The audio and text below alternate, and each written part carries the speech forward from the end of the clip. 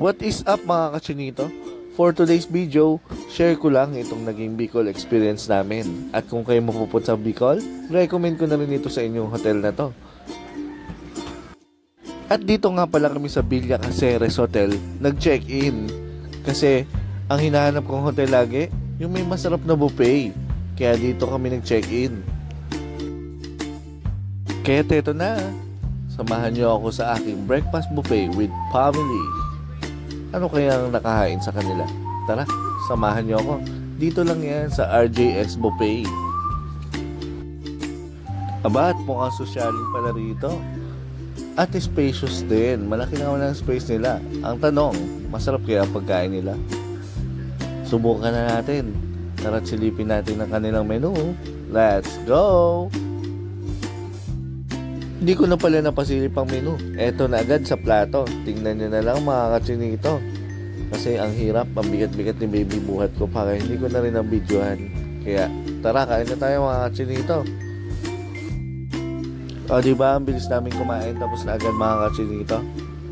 Anong gagawin pagkatapos kumain? Mamamahinga ba kami sa room o magsi-swimming? Marami pa kaming time dito sa hotel. Kaya ano ang gagawin? Sulitin muna siguro at makapag-swimming. Ang luwang ng swimming pool nila mga kachinito. Meron silang 3 pool. May jacuzzi, may normal pool. Ay, 4 pala yung pool. Ito may fountain at meron pang isang parang pang-Olympic. Ang haba-haba. At solo namin ng pamilya. Kasi kami lang makaka-afford na to. Oops, joke lang. Tulog pa kasi yung ibang guest nila, kaya kami una dito nakagamit ng swimming pool. At etong napakalalim na pool, hanggang dun sa pagkahaba-haba, mukhang lalangoyin ko ito mamaya. Habang nag-enjoy yung baby chinito at ang chinita nanay, aba, ako'y nagpe-prepare na para maligo na rin. Kaya samahan nyo na kami mga kachinito. Let's go!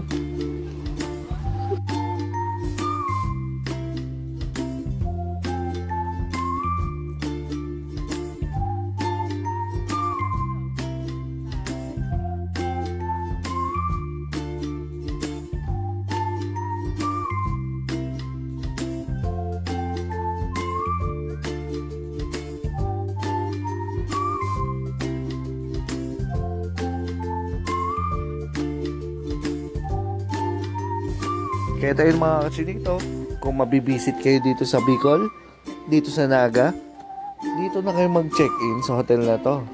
Na talagang nire-recommend ko kasi okay na okay lahat ng service nila. Paano mga kachinito? Hanggang dito na lang muna. At samahan nyo kami for the next video para sa aming gala dito sa Bicol. Bye-bye!